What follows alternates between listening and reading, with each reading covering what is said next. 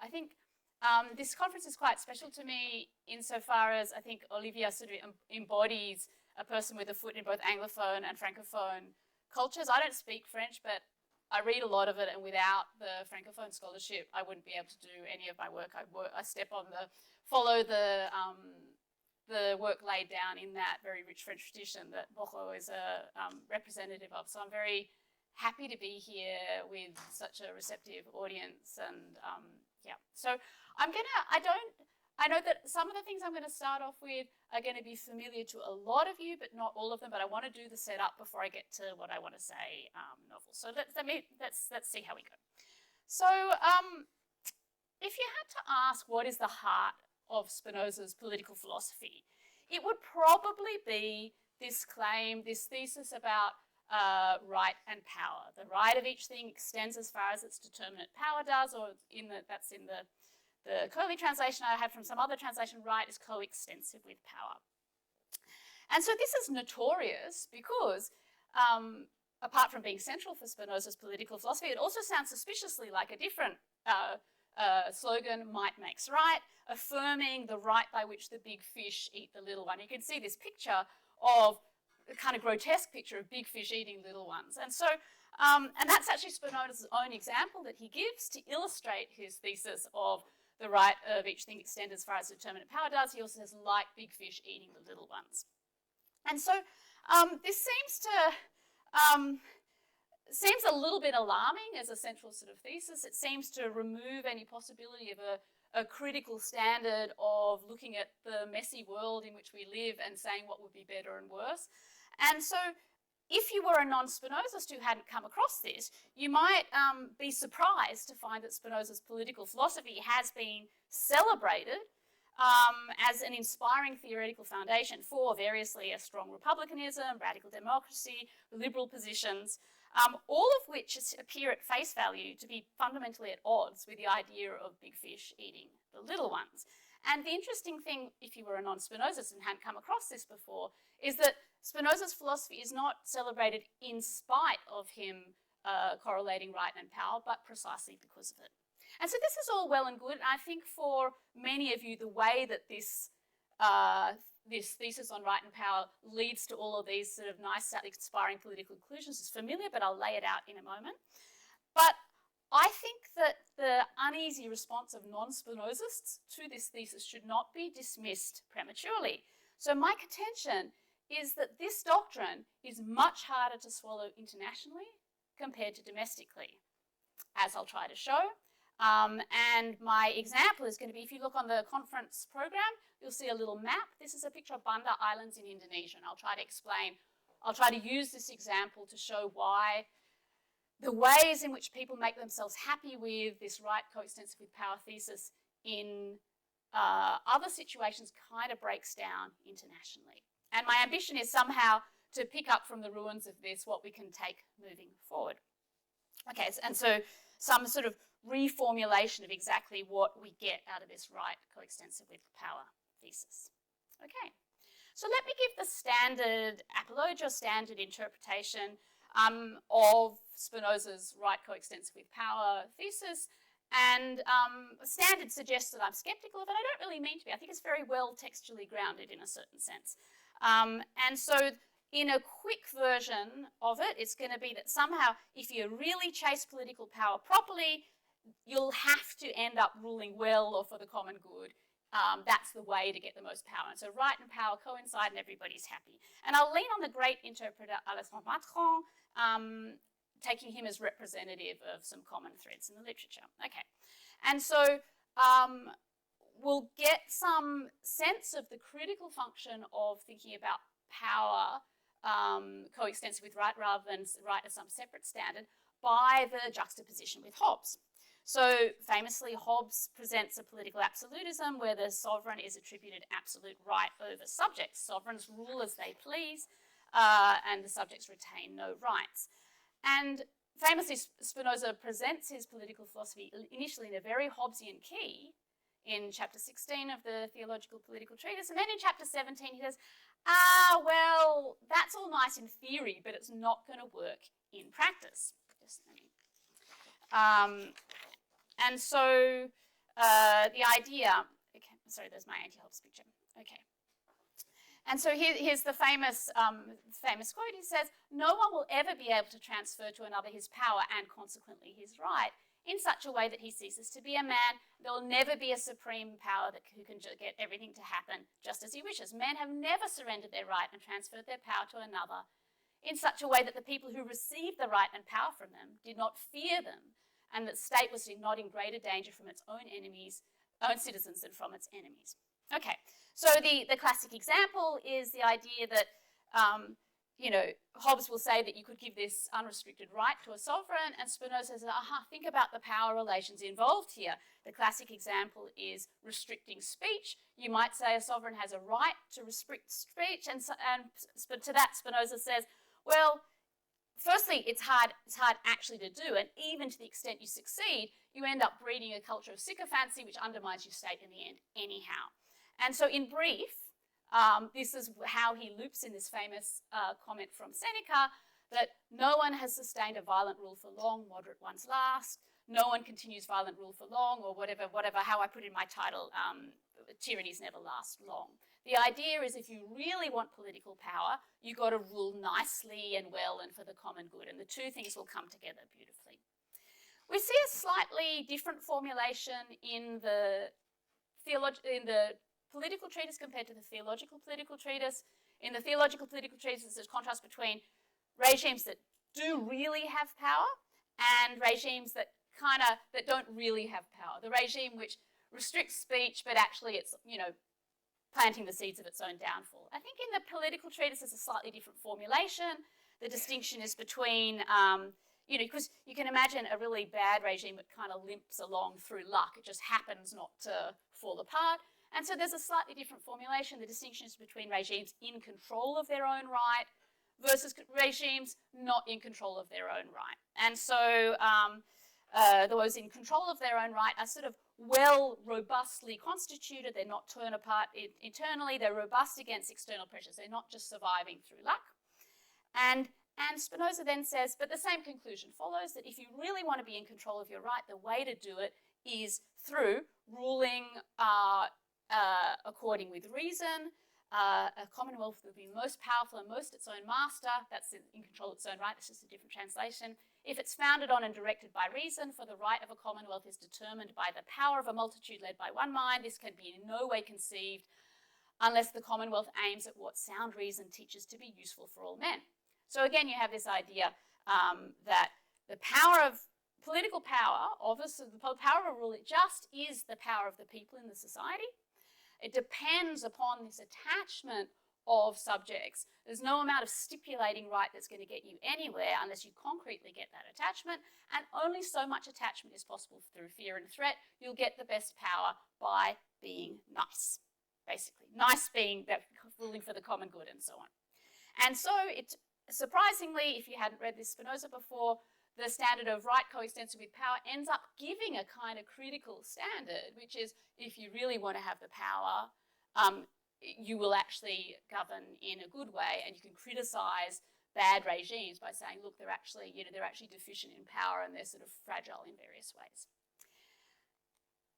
But what about slave states? This is a bit of a wrinkle, because you think, well, so far so good, but it does seem that there does seem to be a possibility of a robust oppressive regime, contrary to what I've just told you. When Spinoza acknowledges this, he makes a distinction between a free state and a slave state. So if you've got a state which is not a slave state, if it's trying to be a free state, you'd better rule nicely and for the common good because you're relying on everybody cooperating. But if it really is a slave state and you really go all the way with crushing people's will to live, then you can be very effective, right? If you really have a thorough slave state. Spinoza says, well, look, that does seem to be possible. He says, so here, there's a few quotes here, they're a little bit long, but there's two types of commonwealths. There's one which is depending on subjects' lack of spirit, so they're led like sheep and only know how to be slaves. So that is a possibility, and that can work. It's not desirable, and if you only do it halfway, it's probably not going to work, but if you really do it, it's going to work. And he says, look, again, he contrasts rules set up for peace in the strong sense, and peace and flourishing, that's one thing. Rule over a multitude acquired by right of war, well, that slave state, maybe that can actually work. Maybe that can be a powerful state, which is not about to fall apart. It's undesirable, but it's not powerful. And so again, there's just more passages where he makes the contrast between these two kinds of states. And so what do we do with this? This seems a little bit of a problem for the happy way we were feeling about the right coextensive with power. So let me give you Macron. This is Macron. So he says, look, okay, in general, leaders governing according to reason have the best chances to preserve their power and conserve it legitimately. So that's the first thing. And that their legitimacy comes from the power, not the reason, but nonetheless, the two things are going to go together. But then in this big third paragraph here, he says, on the other hand, it turns out things are not all equal. If a new Genghis Khan invaded a small Spinozistic republic, he would have the right to have done it. So this is one of these slave states. But what does Macron do with this? He goes along and he says, well, you know, actually, there's still something here to this right coextensive with power. Because if you were Hobbes, you would say whenever a ruler has a right, then the subjects also have the obligation to obey. And so even in this situation, we get something interesting out of Spinoza's right coextensive with power, because it's like, well, okay, so long as the ruler manages to oppress people, good luck to him. But as soon as the people fight back, good luck to them as well, right?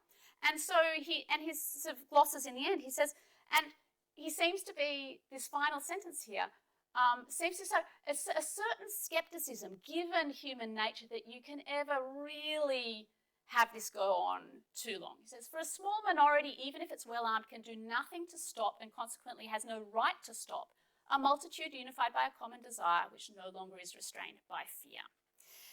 So if the multitude rise up in indignation at their oppression, they have the right to do so and they'll win.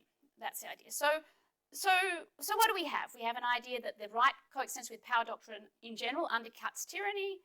The point of the doctrine is not really to justify anything.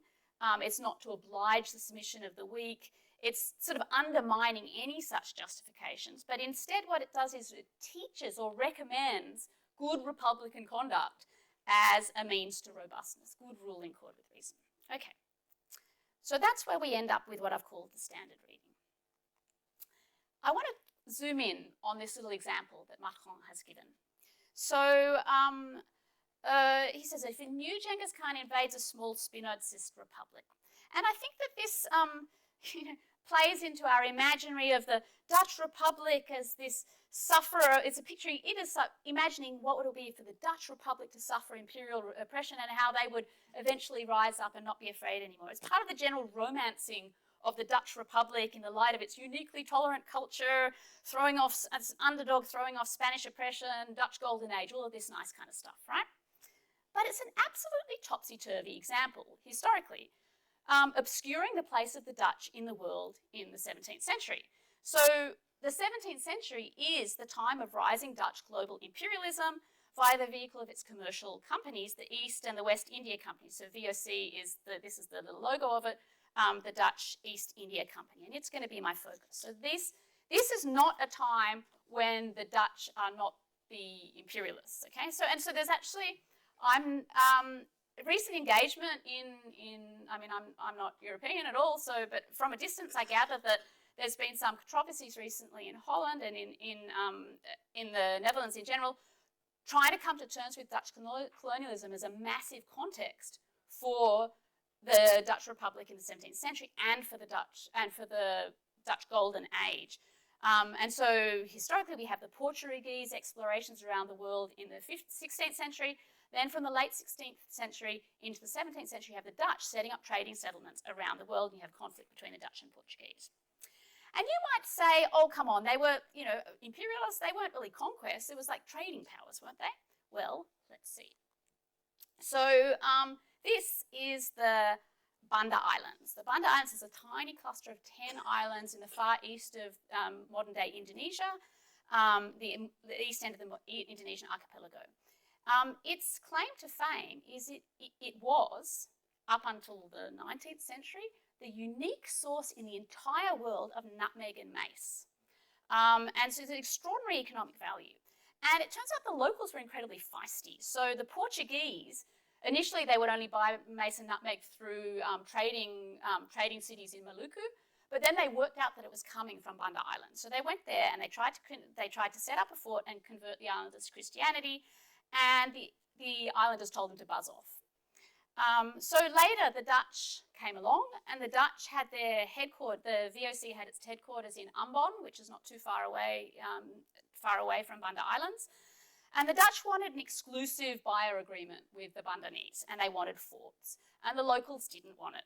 And they had various agreements and skirmishes and massacres back and forth. But in 1621, there was a decisive conquest by the Dutch. Local society was destroyed, killed, enslaved, dispersed, and the Dutch commander of the time said he wasn't going to control the skirmishes without destroying the local society. And so this is Benteng Nassau, so Fort Nassau, which was where there was a famous incident where they murdered all of it's the sort of gerontocracy of the society. They killed all of the ruling class of the locals, the Banda society. And so what is the upshot? So this is the map, which I think is the same map that Olivier's used on the poster. And so this is a map of the islands from the 17th century. And the upshot is that the Dutch became fabulously wealthy. What's the upshot for the Bandanese? Historians estimate that there were about 15,000 Bandanese pre-conquest, and of them 90% were killed or enslaved or deported. The nutmeg trees on the outer island of Run, so Run is this one here, were all destroyed. They're the huge tropical trees, right, the nutmeg trees. They're all destroyed in order to avoid the English being able to re-establish production there, because the English were trying to get a grab of it too. They brought in Dutch landholders and non-Bandanese slaves, and then they had to bring back some of the Bandanese as well, because only the Bandanese had the expertise in nutmeg. And I'm quoting from a historian here, this treatment of slaves was severe. The native Bandanese population, so this is 1621 when they took it over, the native Bandanese population dropped to 100 by 1681, and so it was 15,000 pre-conquest, 1,000, so then went to 10% of that, so 1,500. By 1681, there were 100 native Bandanese, and 200 slaves needed to be imported annually to keep the slave population at a total of 4,000. I'm not much of a historian, the finer details are not my expertise, but I think what you overall see is you can see quite clearly here why there's no, Macron has this idea that a small minority, even if well armed, can do nothing to stop and has no right to stop a multitude unified by a common desire, blah, blah, blah. You can see what's gone here. The power of the multitude of the Bandanese is not efficacious, even if it sounds like the locals were not particularly restrained by fear. They sounded pretty feisty, but they were not against a small ruling minority. They were against the combined forces of Dutch colonialism in general, beyond the Banda Islands.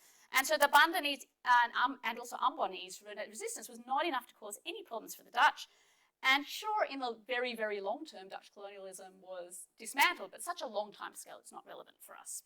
And so you see that there's this slippage, which happens a lot, maybe both in Spinoza and in Spinoza studies, between which people it is whose power determines the power of the multitude. In both Spinoza and Macron, the primary consideration is a tyrant in a single country without reference to the exterior of that country. And it sounds quite likely then that the oppressor of the multitude is numerically small compared to the multitude. But what the Banda case and Conquest and international relations more generally reveals is that the more relevant case is the power of the multitude outside of the nation in question. The power of all of the ships of the VOC and all of the might behind them. And so this is troubling, right? And so there was no bad upshot for the Dutch of this in terms of their wealth and power. This is some Dutch master, right? What's more pernicious than this is we're not just thinking about their material enrichment through the money they made, also thinking what is, to the genuine good of all. Sociologically speaking, having trading nations is associated with the development of tolerance and pluralism. Cultural flourishing in the Dutch Republic rests on the fact that rests on their wealth to some degree. And so the Dutch Golden Age is not unconnected with or in spite of, but partly because of Dutch colonial excesses. I mean, I don't want to overstate that, but I think that there's some component of that. And you'll see how valuable this was. So this one here, the Treaty of Breda in the late 17th century, they switched New Amsterdam for this island. Everybody know what New Amsterdam is? It's Manhattan, right? Manhattan was swapped for this very island here. So this was not a minor thing. This was a major treasure for the Dutch. Okay. Yeah, so you might wonder whether, okay, so, you know, maybe overall Dutch colonialism contributed to the flourishing of the Dutch, but maybe there was nothing like, you know, maybe they'd do even better if they hadn't been so brutal to the Bundanese. Maybe they could have done it in a nicer way and then they would have done even better. Maybe there was no advantage from them being so brutal to the Bundanese, but I don't know about that. I mean, again, I'm not a historian, but this is a picture of cloves. So the Banda Islands were for nutmeg, right? And so they stand out as an extreme case of Dutch brutality. But I think rather than seeing them as an extreme case and then as an exception, you see the extreme case in its ecology of relation with other activities. So the history of the Dutch in Ambon is not pretty, involving burning down clove trees for non-compliance, relocation of populations and so on, but not liquidating the population like they did in Banda. And it seems to me that the Banda brutality was helpful to the Dutch in setting a lesson and a warning to all of the other possible or their other trading outposts. Don't want to do what happened to the Bundanese. Okay, so what is the significance? I'm skeptical of I think it's kind of Spinoza's and maybe Macron as well's easy sense that right coextensive with power is just a nice way of thinking about good republican governance. And that it provides a critical standard in this way simply because rational rule will bring more power and rule obtained in a harsh way has the seeds of its own destruction. That doesn't seem to work, frankly, when we look at these kind of international cases. But there's an obvious way you can try to redeem this, right? And this is one, you might say, okay, for Spinoza's political philosophy, we need right coextensive with power. That does a negative role of getting rid of Hobbesian standards of right. But then you need a positive thing as well, which is reason. So maybe it's possible that there's two, and this is quite well supported with the text, that there is, if you're going to be really brutal, there's a way to have power even in this very oppressive way. And so that genuinely works in terms of power and it has right. But of course, you've got to choose the one in accord with reason. So there's the slave state, there's the free state. They both have power, but let's choose the free one. And, the middle one wouldn't work either because it wouldn't, if you try to be a bit oppressive, you're not going to have, the power's not going to work. But you could have full power in a slave state, you could have full power in a free state, but reason is the thing which tells you that you should choose the free state. And I think this really is quite well textually supported in the sense that it says, okay, the end of the Republic is not to turn men into beasts or automata, but the end of the Republic is really freedom. And so there's a way to do it we should do it not just with right, but in the best way. And it says we need to have a Commonwealth that aims at what sound reason teaches to be useful to all men. Okay. And then so Curley and also Steinberg sort of emphasize that you've got to have this standard of reason as well. The right alone is not going to do it for you. Okay. Okay, so, and in the Bundanese case, if you're trying to apply this, you'd say, okay, there's no question that the Dutch and the VOC got pretty good power over the Bundanese through being brutal. But if they thought about it, they'd realise that they had not chosen the path recommended by reason. Okay, and so that sounds like we're all fine, right? But I wonder. And the thing that makes me wonder is, in this case, the oppression of the Bundanese did great things for the security and flourishing of the Dutch Republic. I know historians can quibble about that, but in general terms, it seems to have been quite a big benefit to the Dutch Republic and their flourishing and their peace and freedom. And so that may seem an obscene and obviously irrelevant observation, but I'm not so sure textually. So reason recommends the benefit of all men. What is all men? Is it all men without restriction? The discussion of reason seems highly corroborated to the state, the population of given state. And we see textual evidence that it's not contrary to reason to crush other entities apart from the state. So let me try to flesh this out. I sort of feel like I'm gonna have to make sure that I don't go into, I have to sort of push forward to get to my endpoint here. So there is most of Spinoza's work writing in political philosophy is about, this takes the state as its boundary and there's just within the state. And so I'm actually very grateful to Olivia for making me think about beyond the state, because it's really not, there's two key passages where he talks about what you do beyond the state, but I hadn't really dwelt upon them very much before. So in international relations, I gather that, in this historical period, people often contrast between the sort of realist, the reason of state, thinking of international relations as interactions between self-interested states in an immoral domain, versus a more Grotian or Kantian order of natural rights and international law. Let's try to place Spinoza. And so just to gloss out, to fill out this reason of states kind of thing, this is in some ways a Hobbesian position. So the canonical realism, Hobbes says, if you've got a state of nature with no common authority, everyone has the right to preserve themselves as they see fit. There's no just or unjust, war of all against all, what covenant's not binding. Only when you leave the state of nature and you lay down your rights, establish a union with a strong enforcer, then you have this domain of right. And for Hobbes, you do that for the state.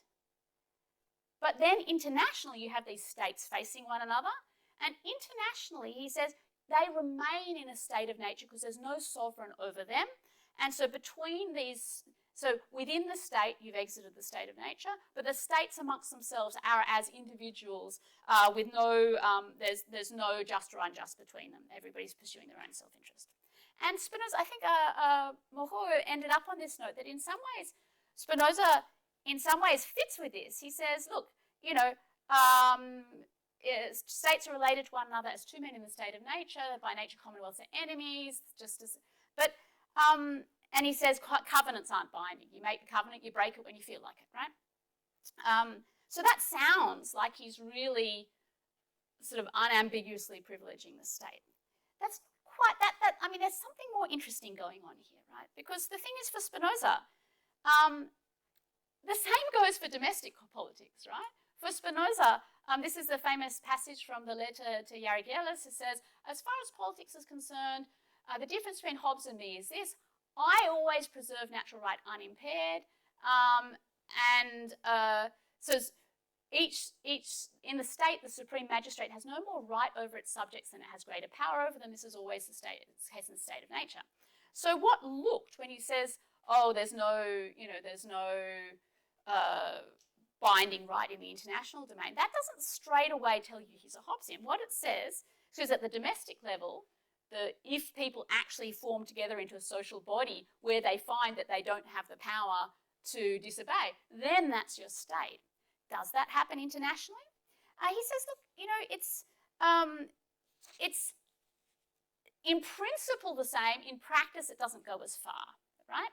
So the idea at the domestic level is certain configurations of power then create a kind of order of constraint, right? Hobbes thinks that only happens when you have a formal covenant and an official person as sovereign, whereas Spinoza says, well, it's not only about fear, it's not about promises, it's about whatever works. And so at the international level, he has the idea that, well, look, commonwealths can make promises to each other, and sure, if they decide that they're going to break the promise, they don't go against any right in doing it. But sometimes they're going to keep their promises, and that's what we need to explore. We need to explore what are the conditions under which, we can have this sort of quasi-formation of some sort of body between the states. And so he says, look, if in fact people can't break their agreements, then it falls apart. But to the extent they find it advantageous to stay together, then we have this domain where their right and power are constrained by the fact of being this alliance. And so his idea is that if you just have two commonwealths, it's not very strong, but when you have more and more and more, there's more cost to any particular commonwealth of breaking their word. Okay, so in some ways he's like a curious kind of anti-Hobbes. Reason says establish this peaceful alliance when you can, if you can get something good out of it, and indeed you can. But there is a limit to this. So there's some sense in which while it's continuous in logic, in its logic of construction with the domestic, this higher order unity is not nearly so significant at the international level as it is at the state level. So at the state level, he says, people everywhere always have formed societies, whereas that's not the case internationally. So there's less urgency to form an international union. The union so formed is less robust. So whereas domestically, you're right. I think one of these other papers today was talking about, your right is as of nothing until you form a social body because you can't defend it. He says internationally, well, states kind of can defend themselves a bit. So there's not the same sense of necessity to form an international sort of social body. And so, and actually, as we've seen, I think in a quote I gave earlier, he says, look, the biggest worry is about civil war more than fighting from the outside. So in the text, is international relations, it's mainly from within the design of states. How do you make states less bellicose, be it if they're mercantile and republican rather than landed and monarchical? How do they have their defences in order? And so, there's been, Manfred Walter thinks that this is there's an interesting theoretical opening, and he thinks about the European Union as this kind of spinozistic emergent domain that constrains, even in the absence of any sovereign. Very interesting. Okay, nice. But let's come back to our question, which is, what is this treatment of states who are not part of this alliance? How do we think about conquest? Okay, so, oh goodness. Let me see if I can get to my end point here. Okay, so by nature, two commonwealths are enemies. Right? If there's no alliance, we're back to this situation of this Hobbesian logic of enemies against each other. And if you're an enemy with someone, you can compel them by any means. And then the rest of the texts, they do discuss conquest. Like the rest of the political treatise is structured to discuss what it is to have a flourishing, free state. And so in the context of discussing what is to have a flourishing free monarchy, a flourishing free aristocracy, he talks about how they should do their conquest. So when they do their conquest, and I think it's not like he's saying it's great to do conquest, but he's saying if you're doing conquest, you've got to keep some things in mind. If you capture a city in war, you should either grant the enemy the power to buy back cities for a price, or you should destroy the cities completely and resettle the inhabitants elsewhere. That's for a monarchy. And then similarly for an aristocracy, you should, if you capture a city in war, you should either consider them as allies of state, won over and put over under obligation by favourable treatment, or you should send colonies there, which will enjoy the right of citizenship and the original inhabitants are settled elsewhere, or the city should be totally destroyed. Now, what's striking here is, okay, so the first dot point is quite a nice option, where you basically have this nice republican incorporation, and the other ones are kind of quite brutal, right? And it seems like he's okay. The logic of these sections is he's fine. He seems, at least in these discussions, to be fine with the destruction of this state being conquered. The recommendations are all about the freedom and flourishing of the conquering state. So he's not okay, and you wonder, like, he doesn't seem to have an option. He seems to say it wouldn't be good to have your conquered city under a slavish domination. But it seems to be it's not for their sake, it's for your sake. If you have some city that you've conquered and you're trying to keep them under occupation, they're going to fight back, and it's going to be bad for the health of your state. And so that's fine if it's always the case that, that's fine if it's always the case that, enslaving other people is going to be bad for the home state. But you sort of start to wonder, well, what if a slave regime is advantageous to the freedom and flourishing of the conquering state? And so, and this is what I think I'm suggested that the Banda case suggests. You have the power and the right to dominate them, and it serves the reason of your home state. And I'm not sure how would we classify the Banda case. Is it closer to maybe to destroying and removing all? They didn't remove all the population, removed a lot of population. They had colonizers, but then they had other Indonesians coming in, so I don't know quite how we classify it. The Ambon case that I didn't talk about, the Clove people, it's a bit closer to a slave state, frankly, what they had there. And so what if this is advantageous? Is this what the state, the conquering state should do? Lest you think that this is an obscene suggestion, remember the foundation of Spinoza's moral philosophy, which is each individual striving for its own preservation, okay? The more each strives, the more he's able to seek his own advantage, preserve his being, the more he's endowed with virtue, blah, blah, blah. And so you might, if you remember, in how do we go from each person's striving for their own advantage, how does that end up being giving this quite sociable kind of conduct of virtue? How does it not end up being selfish in some traditional sense? That's because Spinoza argues that the most useful is other men guided by reason. And so even if you're after your own self-preservation, the best thing you can do is to try to have a situation where everybody else is doing really well as well. And therefore you establish the state. And he says, reason teaches men to practice piety and be calm and kindly in disposition, which is only possible within the state. So I feel like we get this picture of, you know, this self-preservation leading to this very unselfish behaviour happens within the domain of a state. What happens outside of that is kind of unclear, and I think that the universalizing tendency of Spinoza's philosophy is sort of grounded in a discussion of the state, and the outside is not kind of discussed. And so what does this mean for a state when, if you're talking about a state in an international order where it's not been possible to come to agreements and not been possible to find an alliance? Does this speak in favour of the state just pursuing, somehow having some universal concern, even though it doesn't have this stabilising environment of some international order to help it do so? Or does it speak in terms of it just grabbing what it can get? Okay.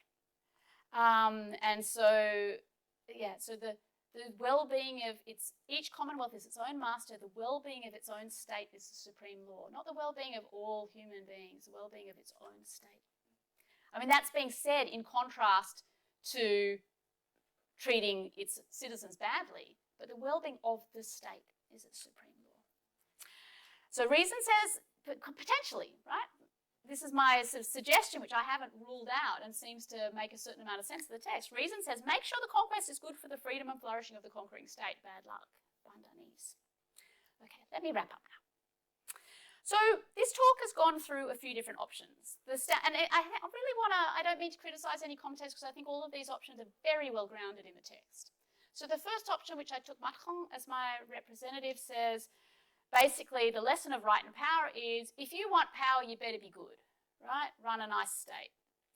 Problem, that only seems to work domestically, right? You can do very well, you know, with overseas stuff, which is not being nice, and get lots of power out of it.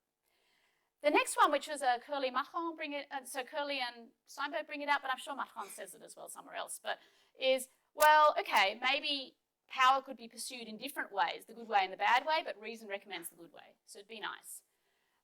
The problem here is what I've just tried to sketch, that there seems to be some textual suggestion that reason seems to be bound to the state's advantage, not to universally all humans' advantage. So there's no succor for the Benedict.